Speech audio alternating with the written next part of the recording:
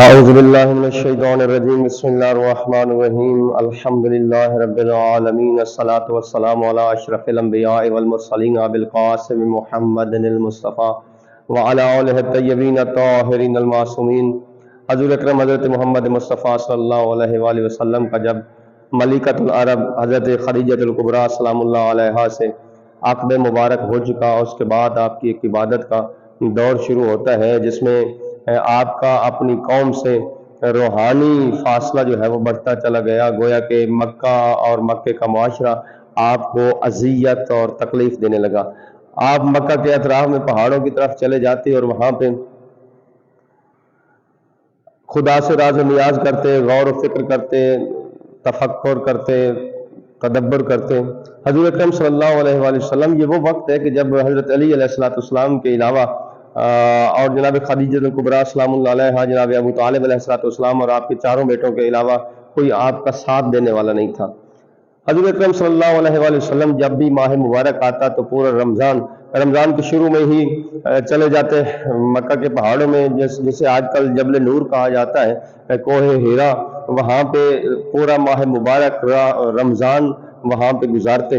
آپ صلی اللہ علیہ وآلہ وسلم رمضان کے شروع میں ہی روٹی کا مختصر ستوشہ اور پانی ساتھ لے کر وہاں کوہ ہیرا میں چلے جاتے اور وہاں خدا کے ساتھ راز و نیاز کرتے، وہاں عبادت خدا کرتے۔ حضرت خدیجہ سلام اللہ علیہا چند دنوں بعد کچھ نہ کچھ جو ہے وہ روٹی اور پانی کا توشہ جو ہے وہ آپ کے پاس بھجوا دیتی تھی۔ حضور اکرم صلی اللہ علیہ وآلہ وسلم پہاڑ سے نیچے نہیں آتے تھے اور وہیں پہ تنہائی میں خدا سے راز و نیاز فرمایا کرتے تھے۔ حضور اکرم صلی اللہ علیہ وآلہ وسلم جب مدینہ میں تشریف لاتے ہیں تو وہاں آپ کی عبادت کا یہ عالم ہے کہ آپ پوری رات خدا کی عبادت میں گزار دیتے تھے، کبھی 2/3، کبھی 1/3 اور کبھی گھنٹوں تہجد میں جو ہے وہ سرگرم رہتے تھے اور لمبے سجدے دیا کرتے تھے۔ آپ صلی اللہ علیہ وآلہ وسلم اس کے باوجود کہ مدینہ میں بالکل مصروف رہتے تھے، سارا دن آپ کا مصروف رہتا تھا، لیکن آپ کبھی بھی عبادت میں جو ہے وہ عبادت کے دورانیے میں کبھی کمی نہیں آنے دیتے تھے۔ ایک مرتبہ آپ کی ازواج میں سے ایک نے پوچھا کہ یا رسول اللہ، آپ تو اتنی عبادت کرتے ہیں، آپ تو بخشے ہوئے ہیں، آپ کو عبادت کی کیا ضرورت ہے؟ تو آپ صلی اللہ علیہ وآلہ وسلم نے ارشاد فرمایا، کیا میں شکر گزار بندہ نہ بنوں؟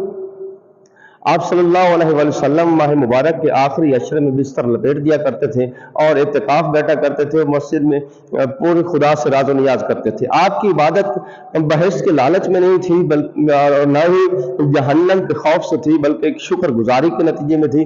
آپ خدا سے راز و نیاز کر کے آپ دلی تسکین جو ہے وہ لیا کرتے تھے۔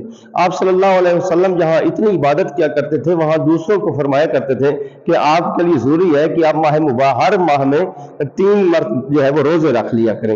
حضرت اکرم صلی اللہ علیہ وآلہ وسلم نے ارشاد فرمایا کہ اے میری امت، تمہیں اتنی عبادت کرنی چاہیے جتنا تمہارا جسم جو ہے وہ تمہارا بوجھ اٹھا سکے، اپنی طاقت سے زیادہ عبادت نہیں کرنی چاہیے۔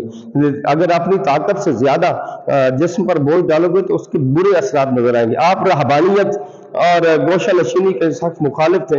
حضرت اکرم صلی اللہ علیہ وآلہ وسلم فرمایا کرتے تھے کہ آپ کا اپنے بیوی بچوں پر اور دوست احباب پر جو ہے وہ آپ کا حق ہے، لہٰذا اپنے ان کے حقوق کی جو ہے وہ رعایت کرو۔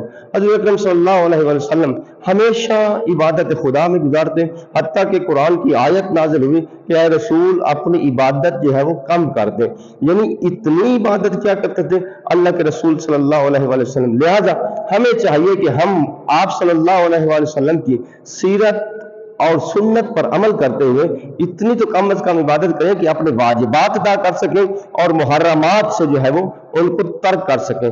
خداوند متعال ہمیں عمل کرنے کی توفیق نصیب فرمائے۔